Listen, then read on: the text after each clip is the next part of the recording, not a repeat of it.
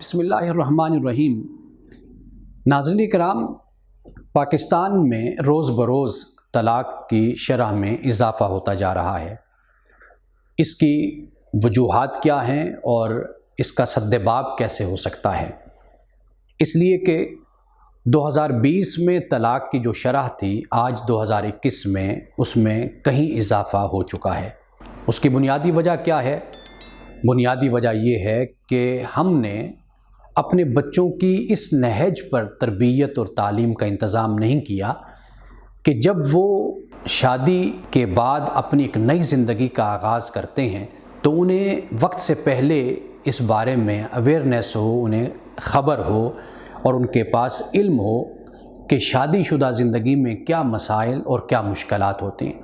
ہم دنیا میں دیکھتے ہیں کہ اس طرح کے کورسز اور ایسا نظام تعلیم تشکیل دیا جاتا ہے کہ جس میں بچوں کو، نوجوانوں کو شادی سے پہلے شادی کے مسائل اور اس کے بارے میں جو بھی صورتحال ہوتی ہے اس سے آگاہ کیا جاتا ہے۔ یعنی ہم دیکھتے ہیں ترکی اور ملائیشیا خاص طور پر کہ وہاں پر تربیت زوجین کا کورس شادی سے پہلے کروایا جاتا ہے۔ اور اس کورس میں ہوتا کیا ہے؟ اس کورس میں نفسیاتی مسائل ہوتے ہیں، اس کورس میں خاندانی مسائل ہوتے ہیں، اس کورس میں دین کی روشنی میں دونوں کو بتایا جاتا ہے، میاں بیوی بننے والوں کو، کہ ان کی آنے والی زندگی میں کس طرح کے مسائل پیدا ہو سکتے ہیں۔ یعنی مثال کے طور پر ہم یہ دیکھتے ہیں کہ پاکستان میں اکثر طور پر لوگ جوائنٹ فیملی سسٹم میں رہتے ہیں۔ جوائنٹ فیملی سسٹم میں بہت سے مسائل پیدا ہوتے ہیں، اس لیے کہ بھائی مشترکہ طور پر کاروبار کرتے ہیں اور والدین بھی ساتھ رہتے ہیں، اور اکثر طور پر گھروں میں ساس اور بہو کے مسائل اور جھگڑے پیدا ہوتے رہتے ہیں، اور اسی طرح اولاد کے اور والدین کے مسائل بھی پیدا ہوتے ہیں۔ لیکن خاص طور پر شادی کے بعد کی زندگی انسان کی پہلی زندگی سے بالکل مختلف ہوتی ہے۔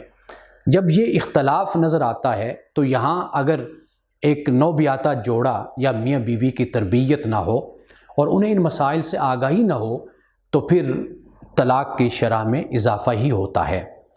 اس لیے ملائیشیا میں شادی سے پہلے تقریباً 6 ماہ کا کورس ہوتا ہے، اور یہ 6 ماہ کا کورس در حقیقت اس بات کی اجازت اور ایک سرٹیفکیٹ ہوتا ہے کہ اب یہ دونوں شادی کر سکتے ہیں، اور یہی ترکی کا معاملہ ہے۔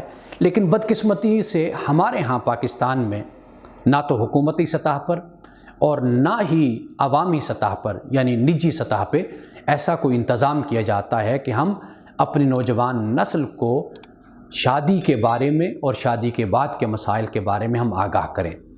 اگر ہم بحیثیت قوم اس مسئلے پر توجہ کریں اور حکومت وقت بھی اس مسئلے کو سنجیدگی سے لے تو طلاق کی شرح میں کمی لائی جا سکتی ہے، اور اس کا طریقہ واحد یہی ہے کہ پاکستان میں جن لوگوں کی شادی ہونے والی ہوتی ہے اس جوڑے کو باقاعدہ طور پر آنے والے مسائل، مشکلات اور ان کے بارے میں مکمل آگاہی دی جائے۔